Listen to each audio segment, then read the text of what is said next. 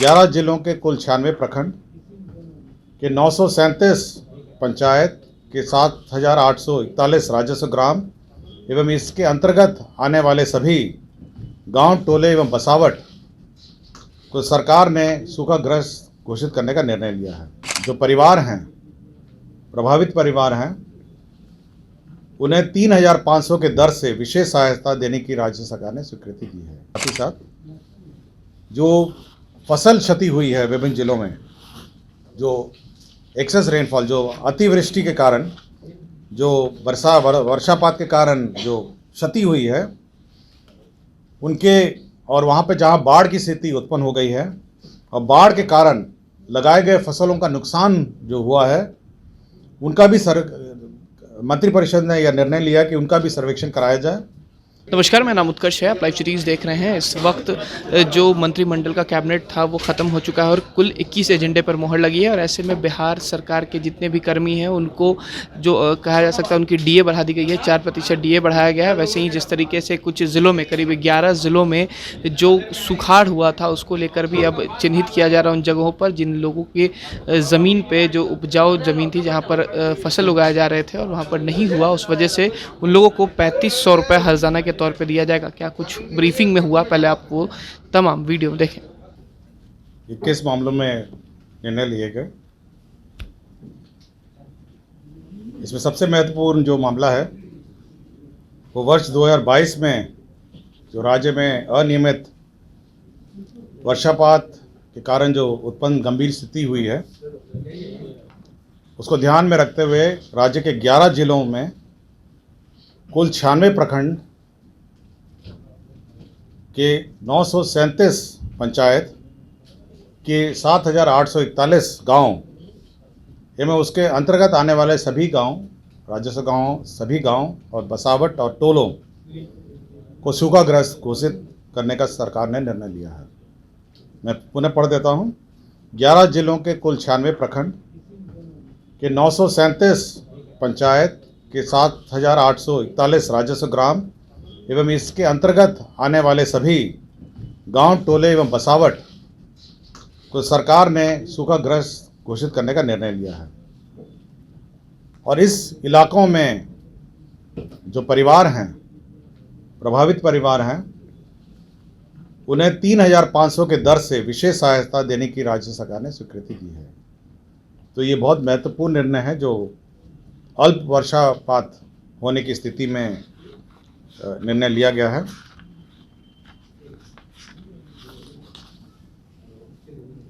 इसी के आलोक में जो भुगतान करने के लिए आपदा प्रबंधन विभाग ने 500 करोड़ बिहार आकस्मिकता निधि से अग्रिम के रूप में राज्य सरकार ने स्वीकृत किया है। तो एक और जहां पर राज्य सरकार ने सूखाग्रस्त इन इलाकों को घोषित किया, वहां 3,500 रुपये प्रति परिवार देने का निर्णय लिया गया है और इसके लिए 500 करोड़ राज्य सरकार ने जो बिहार कंटिजेंसी फंड है, निधि है, उससे अग्रिम की निकासी की स्वीकृति दी है।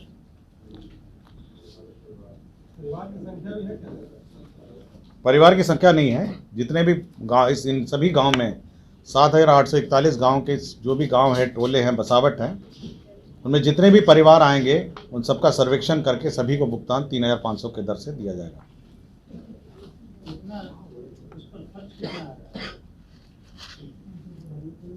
इसमें खर्च तो एक बार सर्वे होगा, उसके बाद अनुमानित है करीब 450-500, इसलिए 500 करोड़ का आपका जो बिहार आकस्मिकता निधि से अग्रिम भी लिया गया है। अभी सर्वे होगा, मतलब परिवार अभी तो आइडेंटिफाई, चिन्हित किए गए हैं प्रखंड प्रखंड में, पंचायत पंचायत के गांव।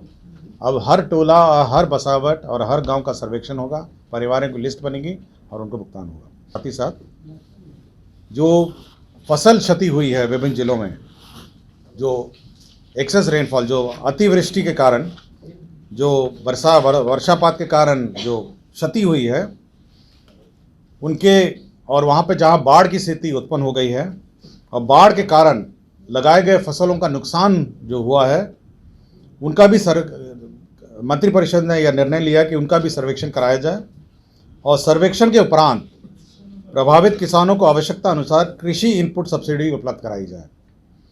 तो उसमें दो निर्णय हैं, जहां एक और सुखाड़ के मद्देनज़र सूखाग्रस्त घोषित करने का निर्णय लिया है, वहीं जो बाढ़ के कारण जहां पे फसल बर्बाद हुई है उसका भी सर्वेक्षण कराया जाए और उसमें भी कृषि इनपुट सब्सिडी उपलब्ध कराने का निर्णय लिया है। बाढ़ वाला अब इसी कैबिनेट नोट का कंडिका में है, अंदर है। मैंने इसी कैबिनेट को की कंडिका है, कंडिका 5 में कर योगा कि डीजल अनुदान दिया जा रहा है और साथ ही साथ डीजल अनुदान के साथ जो वैकल्पिक फसल योजना है, जिसमें जहाँ जहाँ सूखा हो गया है वहाँ शॉर्ट टर्म अन्य क्रॉप जो है वो भी, उसके लिए भी सहायता दी जा रही है। तो सुखाड़ के मद्देनज़र काफ़ी कार्य किए जा रहे हैं। तो ये किया जा, दूसरा ये है, आपको जानकारी होगा कि डीजल अनुदान भी कम वर्षापात के कारण जो फसलों को सिंचाई के लिए अनुदान दिया जा रहा था, उसके लिए राशि घट गई थी। पिछली बार तक 2 बार बीसीएफ लिया गया था, जिसमें 89 करोड़ 95 लाख राशि बिहार आकस्मिकता निधि से निकासी की गई थी। अब इसके अतिरिक्त इस बार इस कैबिनेट में 100 करोड़ और अतिरिक्त राशि दी गई है। तो इससे जो हमारे रोपनी जिन्होंने कर ली है, उस क्षेत्र में जो सिंचाई की व्यवस्था और आवश्यकता हो रही है, उसके आलोक में अब ये राशि अब उपलब्ध होगी और इसमें वितरण हो सकेगा। तो सुखाड़ के बारे में निर्णय लिया गया, डीजल अनुदान के बारे में निर्णय लिया गया, साथ ही साथ बाढ़ जो फसल नुकसान हुआ है उसमें कृषि इनपुट सब्सिडी लेने का निर्णय लिया गया और साथ ही साथ इसके संबंध में राज्य सरकार ने बिहार कंटीजेंसी फंड से राशि उपलब्ध कराने का निर्णय लिया गया। तो एक समेकित निर्णय है जो कृषि क्षेत्र में जो नुकसान चाहे बाढ़ में हो या सुखाड़ में हो, उसकी सहायता हमारे किसानों को करने के लिए, और किसान के साथ साथ जो खेतिहर मजदूर हैं जो उन खेतों में काम करते हैं उनके सहायतार्थ ये निर्णय लिए गए। अब इसके बाद जो हमारे राज्य सरकार के कर्मी हैं,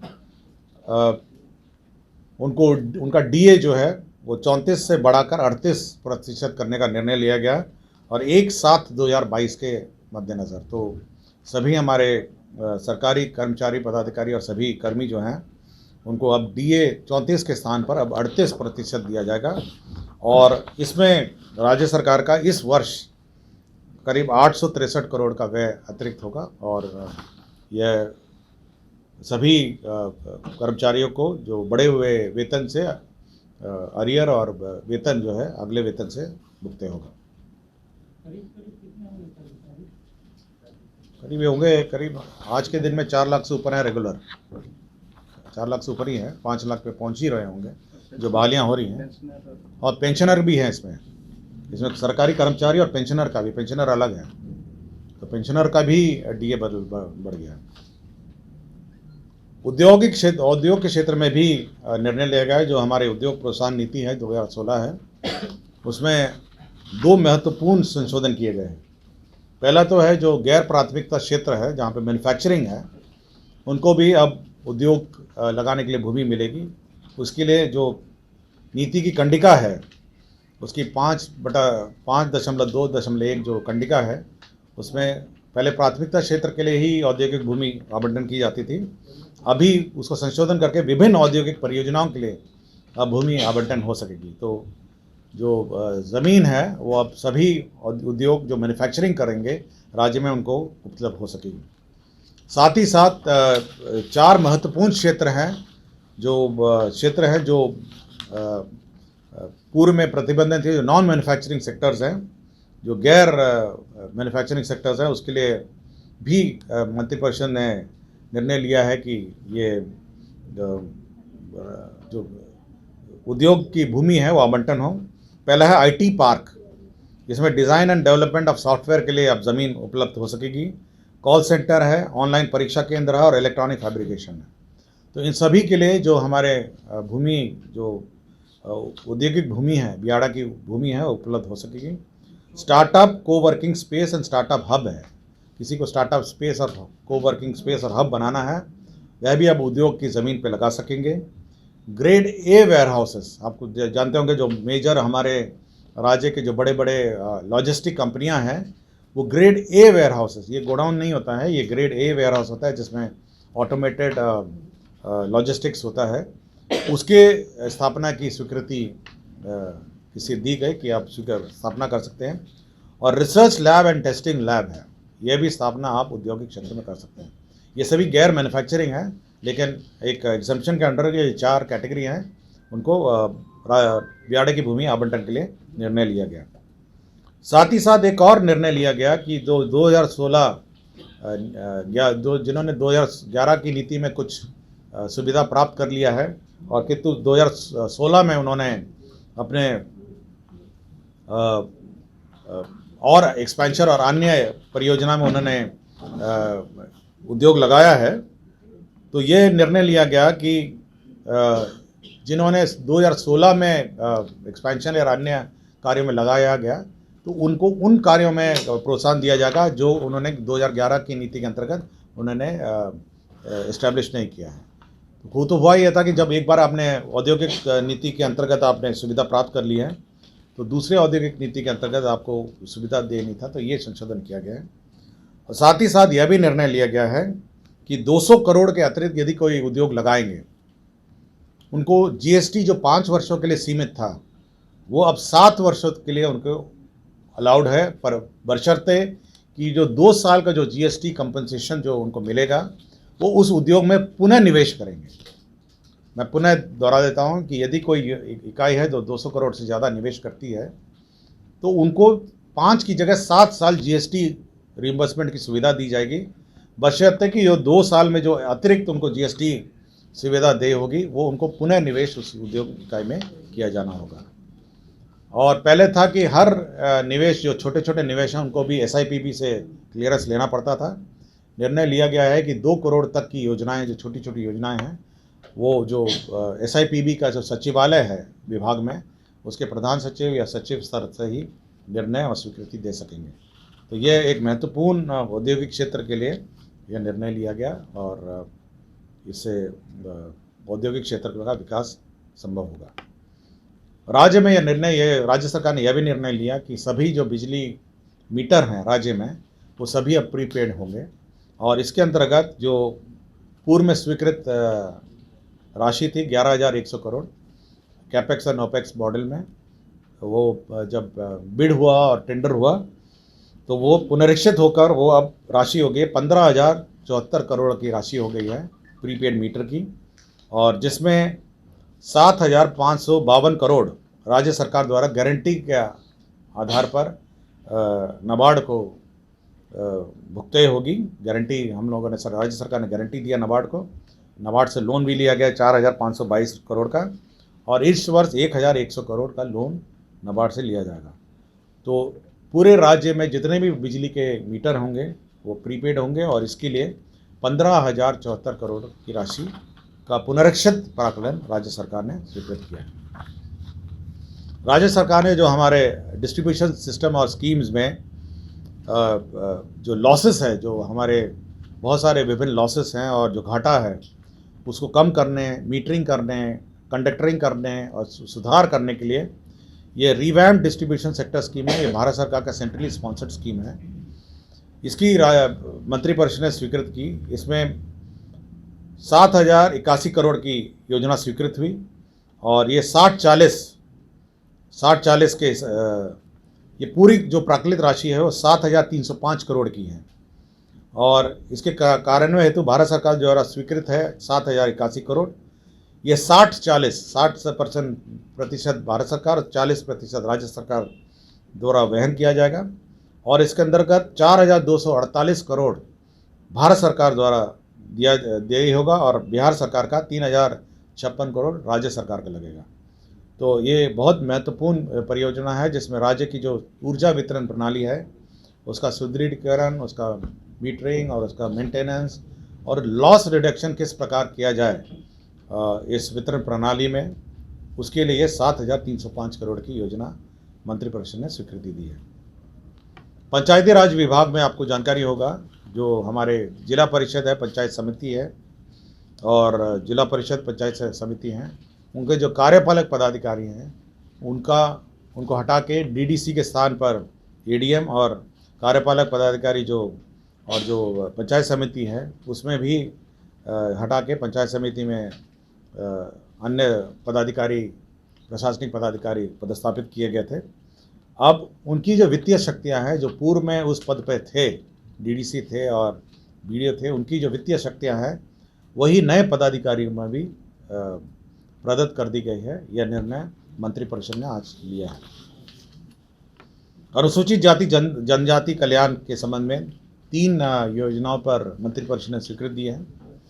पहली परियोजना महादलित विकास मिशन द्वारा जो कार्यान्वित भवन एवं सामुदायिक भवन एवं वर्कशेड जो विभिन्न महादलित टोलों में निर्माण किया जाएगा, उसमें 2 प्रकार के एस्टीमेट होंगे। एक तो है 29,66,000 रुपये का एक एस्टीमेट होगा जो पाइल फाउंडेशन का होगा, और ओपन फाउंडेशन का 28,94,000 का पाइल फाउंडेशन एस्टीमेट होगा। और विभिन्न महादलित टोलों में यह निर्माण किया जाएगा सामुदायिक भवन और वर्कशॉप, जिसमें वो लोग अपने अपने रोजगार कर सकेंगे और सामुदायिक भवन जो समुदाय के कार्य होंगे उसके लिए प्रयोग कर सकेंगे। इसमें 88,48,20,000 सहायक अनुदान रूप में महादलित विकास मिशन को दिया गया है, जो इस योजना का कार्यान्वयन करेगा। साथ ही साथ अनुसूचित जाति जनजाति जो +2 उच्च विद्यालय से जो छात्रावास के साथ जो उच्च विद्यालय है 720 आसन का प्रखंड अंचल कल्याणपुर जिला समस्तीपुर में निर्माण की स्वीकृति दी गई, जिसमें 46,07,97,000 रुपये व्यय होंगे। ये डॉक्टर भीमराव अंबेडकर आवासीय +2 उच्च विद्यालय प्रखंड अंचल कल्याणपुर जिला समस्तीपुर में यह निर्माण किया जाएगा। साथ ही साथ इसी प्रकार डॉक्टर भीमराव अंबेडकर आवासीय +2 उच्च विद्यालय प्रखंड से अंचल उजियारपुर जिला समस्तीपुर में निर्माण किया जाएगा। तो ये दोनों जो हॉस्टल का स्कूल है, यह समस्तीपुर के कल्याणपुर में निर्माण किया जाएगा और दूसरा उजियारपुर में निर्माण किया जाएगा, और दोनों का प्राकलन जो है 46,07,97,000 होगा। तो ये 3 महत्वपूर्ण योजनाएं हैं जो अनुसूचित जाति जनजाति विभाग के द्वारा संचालित की जाएगी। विज्ञान एवं प्रौद्योगिकी विभाग में जो मुजफ्फरपुर इंस्टीट्यूट ऑफ टेक्नोलॉजी है, MIT है, वहाँ फार्मेसी का 100 सीट का कोर्स स्वीकृत है। और इस स्वीकृति के पश्चात जो वहाँ पे जो प्राध्यापक है, सह प्राध्यापक है, सहायक प्राध्यापक है, इनके जो क्वालिफिकेशंस है रिक्रूटमेंट के और इनके पोस्ट के, उसके संबंध में जो बिहार अभियंत्रण शिक्षा सेवा नियमावली 2020 है, उसके संबंधित तालिकाओं को संशोधन किया गया है। तो जो MIT मुजफ्फरपुर में जो प्राध्यापक फार्मेसी हैं, सह प्राध्यापक फार्मेसी हैं और सहायक प्राध्यापक फार्मेसी है, इनका रिक्रूटमेंट, इनका क्वालिफिकेशन डिफाइन किया गया है और इसके लिए बिहार अभियंत्रण सेवा की नियमावली को संशोधन किया गया है। ये राज्य का एक बहुत महत्वपूर्ण इंस्टीट्यूट है, मुजफ्फरपुर इंस्टीट्यूट ऑफ टेक्नोलॉजी, जहाँ पर यह फार्मेसी का कोर्स संचालित है। मद्य निषेध विभाग, मद्य निषेध उत्पाद एवं निबंधन विभाग जो अभियान मद्य निषेध नीति को सफल बनाने के लिए जो अभियान चलाया जा रहा है, उसमें जो विभाग है उसको और सुदृढ़ करने के लिए 905 अतिरिक्त अराजपत्रित पदों का सृजन किया गया है। यह विभिन्न अनुमंडल स्तर पर भी और जिला स्तर पर भी, विभिन्न चेक पोस्ट पर भी यह पदस्थापित होंगे और जो मद्य निषेध नीति का जो राज्य की नीति है उसको सफल बनाने के लिए अब और कड़ाई से और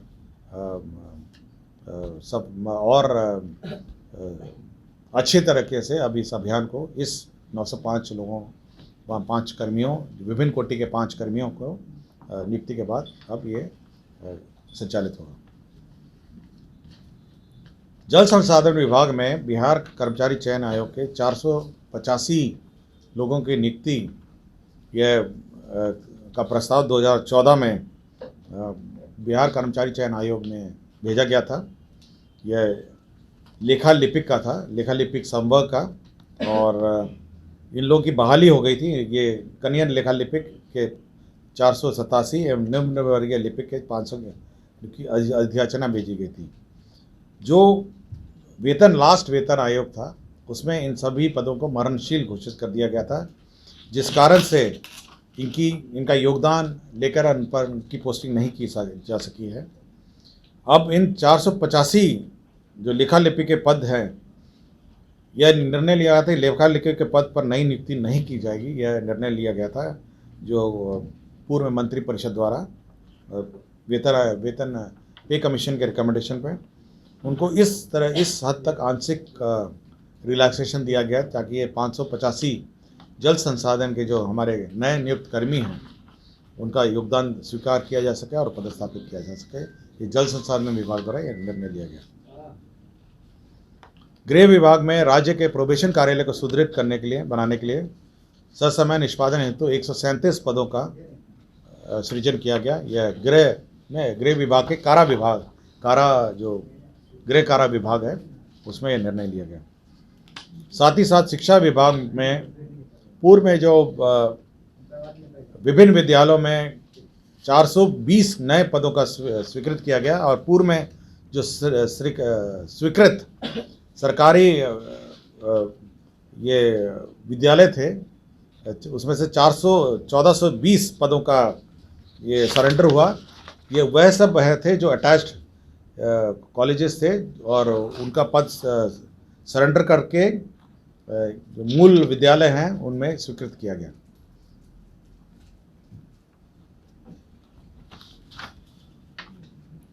बिहार पुलिस के स्पेशल ऑक्सिलरी पुलिस फोर्स भारतीय सेना के हमारे सेवानिवृत्त जवानों को हम लोगों ने बहाल किया है, सैप जिसको आप कहते हैं, और उनकी 3,953 ऐसे कर्मी हैं जिनकी 1 साल और अनुबंध विस्तारित की गई 2022 और 2023 तक के लिए। जल संसाधन विभाग में जो भूमि अधिग्रहण के लिए 2 एक्सपर्ट्स विशेषज्ञ भू अर्जन विशेषज्ञ लेने का निर्णय लिया गया 2 साल के लिए।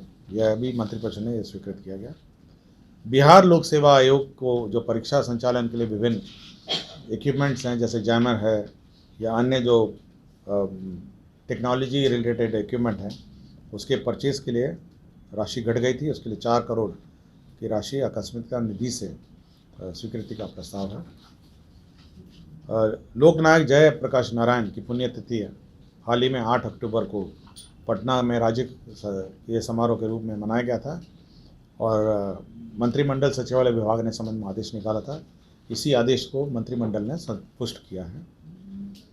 माननीय सर्वोच्च न्यायालय में एक अपील था, यह सुनील कुमार बनाम बिहार राज्य एवं अन्य 12/9/22 को माननीय सर्वोच्च न्यायालय ने पारित किया और जिसमें जिला न्यायाधीश प्रवेश बिंदु सीधी भर्ती परीक्षा के 2016 के अंतर्गत पुनः नियुक्त करने का निर्णय लिया गया। यह लोअर कोर्ट से डिसमिस हो गए थे और जिसको सेट असाइड माननीय सर्वोच्च न्यायालय ने कर दिया। अब सुनील कुमार वर्मा पुनः सीधी भर्ती परीक्षा 2016 के अंतर्गत पुनः नियुक्त माना गया। तो यह 21 एजेंडा है जिसपे मंत्रिपरिषद ने। तो आपने सुना किस तरीके से सूचना एवं जनसंपर्क विभाग के द्वारा बताया गया कि किस तरीके से 21 एजेंडों पर मोहर लगी है। वहीं पर जो सरकारी कर्मचारी हैं और जो किसान हैं उनको सरकार ने राहत दी है। फिलहाल खबर में सिर्फ इतना ही। आप हमारे साथ बने रहें, हमारे चैनल को सब्सक्राइब नहीं किया है तो जल्द से जल्द कर लें। बहुत बहुत धन्यवाद।